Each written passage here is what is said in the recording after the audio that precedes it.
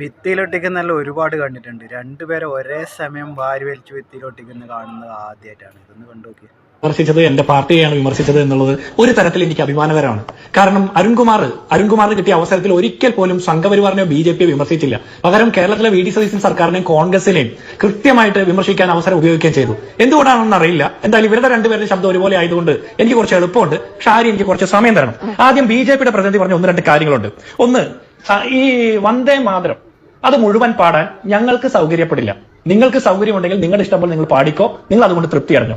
വന്ദേ മാതരം പാടിയത് കൊണ്ട് ചോദ്യപേപ്പർ ചോർന്നത് ശരിയാക്കപ്പെടില്ലല്ലോ, പെട്രോളിന്റെ വില കുറയില്ലല്ലോ, ഇവിടുത്തെ തൊഴിലില്ലായ്മ പരിഹരിക്കപ്പെടില്ലല്ലോ. അപ്പൊ നിങ്ങൾ പരിഹരിക്കാൻ പറ്റുന്ന കാര്യങ്ങൾ ആദ്യം ചെയ്യുന്നതായിരിക്കും കുറെ കൂടി നല്ലത്. വന്ദേ മാതരം പാടുകയോ, നിങ്ങൾ കുറെ കാലം മുമ്പ് രാമക്ഷേത്രം ഉണ്ടാക്കാൻ വന്നു, രാമക്ഷേത്രം ഉണ്ടാക്കിയിട്ട് നിങ്ങൾ തന്നെ കൊള്ളയടിച്ചു. ഇപ്പൊ അത് ആരാണ് കൊള്ളയടിച്ചെന്ന് കണ്ടുപിടിക്കാൻ പോലും പറ്റാത്തത്ര സകല സംഖ്യകൾ കൈയിട്ട് വാരി. എന്തിന് നരേന്ദ്രമോദിയുടെ യാത്രാപ്പടിയിൽ വരെ കൈയിട്ട് വാരുന്ന സംഖ്യകളായിട്ട് നിങ്ങൾ മാറി, സ്വന്തം പാർട്ടിയുടെ കൊടി മറച്ചു വെക്കുന്ന ആളുകളായിട്ട് നിങ്ങൾ മാറി. അപ്പൊ നിങ്ങൾ വന്ദേ മാതരം പാടുന്നതാണ് ഈ രാജ്യത്തെ ഏറ്റവും വലിയ പ്രശ്നം എന്ന് വിചാരിക്കുന്നുണ്ടെങ്കിൽ അത് നിങ്ങളുടെ കുഴപ്പം, ഞങ്ങൾക്ക് അത് തോന്നുന്നില്ല.